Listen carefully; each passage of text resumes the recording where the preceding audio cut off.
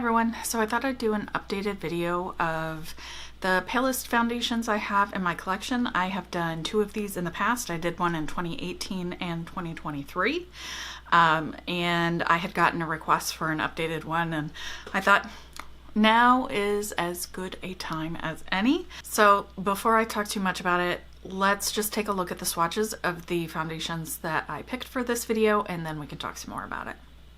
This is the KVD Good Apple Serum in Light 02, Dior Forever Skin Glow in 00, Tier Red Cushion in 10C, Lancome Teint Idole Ultra in 85N, which is a discontinued shade.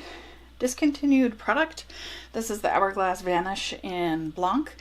They do still have Blanc in the foundation stick though. I'm not sure how exactly they compare. I could have sworn I had the foundation stick, but I think I must have returned it.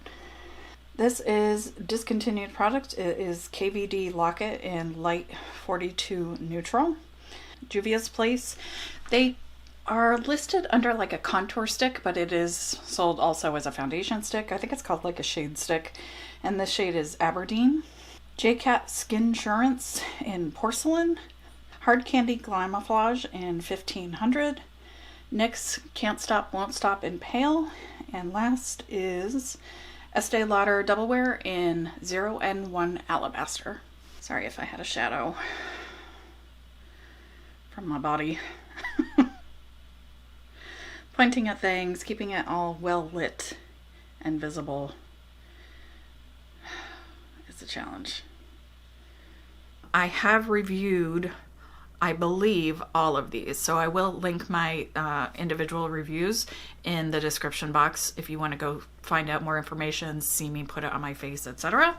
So I'm glad that there are a handful of drugstore options in the very pale shades.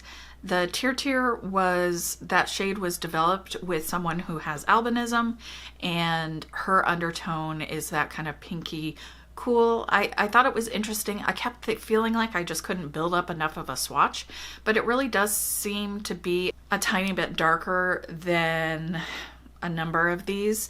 I tried to group together ones that had like the neutral cool undertone at the front, and then towards the end was the things that match me better, which is the more yellow undertone when I did my swatches. And I was surprised that the Tier was not the palest of those options. So that's interesting to know. You know, the Tier has a very strong fragrance, and that alone is kind of enough for me to be pretty off-putting. So I'm glad that there are other options. I feel like I'm not sure that there is a drugstore option that is quite as cool toned and pale as that one. I feel like the Hard Candy and the JCat are both a little bit more on the warm end as opposed to the pink. So they're a little bit more yellow peach as opposed to pinkish gray. So I wanted to talk about the ones that I mentioned in the 2023 video. And in those swatches, I did call out ones that were discontinued from that line. I didn't include everything that was discontinued or didn't make the cut for one reason or another. So just quick rundown of those. I had 8 things in that list, and the Lancome 85N, the color was discontinued. KVD Locket, the formula is discontinued. Too Faced Born This Way and Cloud, they don't make Cloud anymore in foundation. They only have a concealer in the Cloud shade, so that's annoying. Hourglass Vanish, the Seamless Foundation Liquid in Blanc. They do still have the stick, which I believe I mentioned in the swatches. And the Milk Blur Liquid in Porcelain. They don't have that formula anymore, and I don't believe they have a shade that's comparable in their foundation products. I did buy that their Grippy Primer foundation or whatever, and the lightest shade in that is quite a bit darker.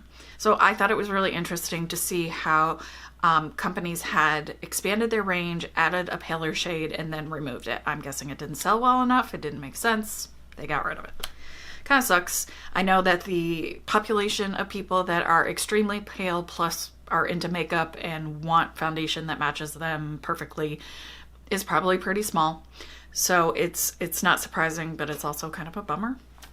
So for the most part, most of these foundations are a little bit lighter than what I prefer to wear. The only ones that I would say I would wear by themselves are currently the Estee Lauder Double Wear in 0N1. Sometimes I think that looks a little pink, sometimes I think it looks fine. The Hard Candy Glamouflage in 1500, although normally I would mix that with something, but that formula is kind of tricky to work with because it sets down so quickly, so it's easier to use if you don't mix it with something. What I'm wearing today, the NYX Can't Stop Won't Stop in Pale, I think is just kind of the edge of too pale but workable. And it's a really nice formula for what I like. It does kind of dry down to like a powder finish. It really, really sets. It holds up to sweat great. I only used a tiny bit of powder like underneath my eyes, a little bit on my chin and where I have places that will crease. But I do feel like there's a good number of options. You know, if we compare this to like 15 years ago, nothing like this existed. So I do appreciate that we do have options. There's some drugstore. There are things that are available internationally. Not a ton, but a few things at least. I think that's about all I have to say. Let me know if you have any questions or comments, if you have come across anything that is ultra pale like this and what it was. I don't necessarily want to buy it, but it is good to share that info with everyone else. I would love if there was some sort of ultra pale olive, cool yellow, kind of slightly green undertone thing come out one day. So far I have not seen anything like that. Olive undertone is a very hot topic, it feels like lately, so maybe, but the ultra pale market is pretty small, so we'll see.